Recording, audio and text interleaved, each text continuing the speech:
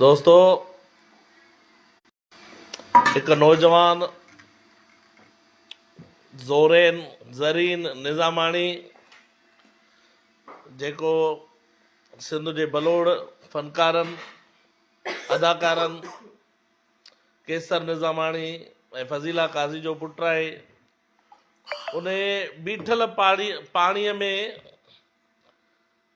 हलचल मचाए छॾी आहे। हिन मुल्क जी बीठल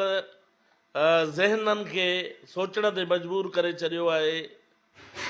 ऐं खखर में अहिड़ो खणो वियो आहे जेको हाणण लाइ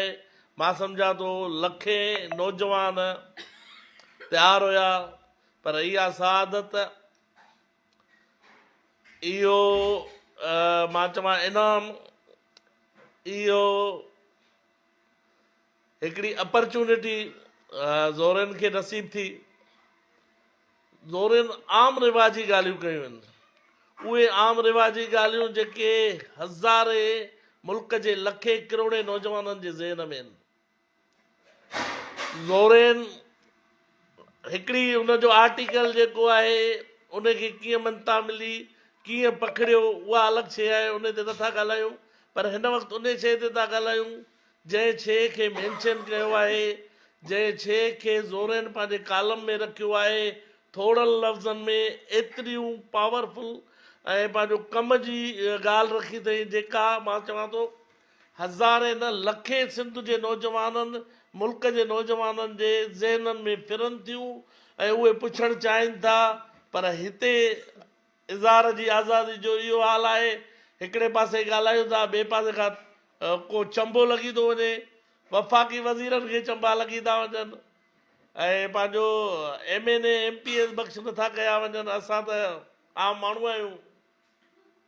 पोइ आम माण्हू डिॼे बि थो, ॻाल्हाए बि थो, पर हिन बेखौफ़ नौजवान,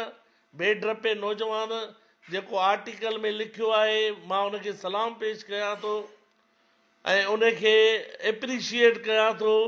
त इन मामले ते सोचियो आहे, इन मामले ते पंहिंजो ख़्यालु रखियो आहे ऐं सिंध मुल्क जे हज़ारे लखे नौजवाननि जी ॻाल्हि रखी आहे। माफ़ कजो, जेके कंहिं न कंहिं तरीक़े सां, कंहिं न कंहिं